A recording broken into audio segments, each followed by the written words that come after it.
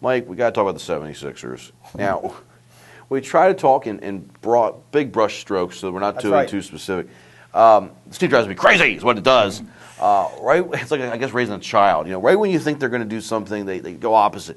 They are such a flawed team, and I can't figure out how to fix them. You wrote a column that was in Sunday's paper this last week. Please go check it out.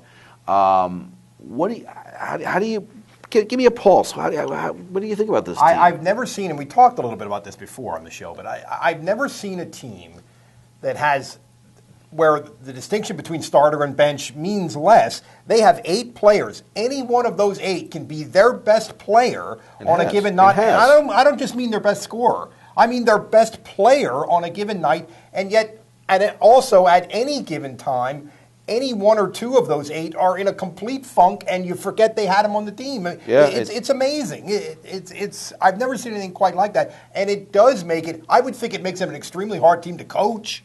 And you're right, it makes it an extremely hard team to figure out what do we want to do next. Because if you throw this element away, well, sometimes this element really looks impressive. It's tough. Yeah, Lou Williams has been one of the best scorers all year, but he's been frustrating as all get out here in the playoffs. So his shot selection. Then you have Thaddeus Young, who one game looks phenomenal and then disappears, only has 4 points. Iguodala looks like a star, then fades back again or does something that makes you want to pull your hair out. Every one of them. Drew Holiday, one game and then disappears again. Mm-hmm. One guy that he's been consistent, he's not been a great scorer this year, and part of it they say he's hurt again, but is Elton Brand. I keep thinking, okay, you can amnesty, get rid of his contract, save all that money, use it elsewhere. But I think he's a huge leader on this team. And I think one of the big things, I will go specific here, in Game 4, that the turnaround for them in the Celtics game down by 18 is when he hit with sort of a forearm when Garnett was going for the shot. It made Garnett mad. He lost his composure. And the rest of the Celtics seemed to follow. It was a simple thing of saying, Sixers, we're not going to take it anymore, and sort of punched him. Not punched him, but, acted tough, and I think that's what the Sixers needed. He is this great leader, but I think he almost has to go, and I think Iguodala needs to go. Iguodala and Brand are both making a lot of money and getting a little older. Iguodala is a player who depends so much on his tremendous athleticism, and he's close to the place where that's going to drop off, where the athleticism is going to drop off, just because he's a human being. And Brand is pretty consistent when he's healthy, but he's rarely healthy.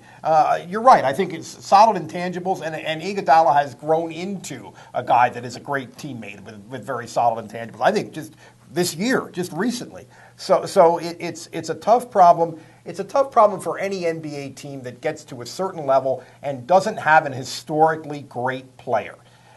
Which you got to get lucky to get these historically great players. If you don't have Tim Duncan, it's tough, and the Atlanta Hawks, are the one that we've talked about before. Great players, they're not quite. And I think the Sixers are going to be in that spot. And it's this frustrating thing about the NBA is it's really tough to get to the next level. I almost wanted them to have a bad year this year so they could have got a higher draft pick. But yeah, it is frustrating. I think Iguodala would be a great complementary second, third guy on Dallas. Put him there where Dirk Nowitzki's the main guy and he just blends in. Like I said, L.A. with Kobe. Somewhere like that where he doesn't have to be the sole star and can just be this phenomenal role player. Right. But I'm not sure what the Sixers are going to do. But I will say I got faith in Doug Collins and Rod Thorne. Look what he did with Lavoy Allen, these draft picks they brought in. The second-round pick. I mean, that is such a coup to have a guy like that in the second round who is really a better pro than he was a college player, certainly offensively, and is really helping them. So, I mean, they've done great as far as maxing out,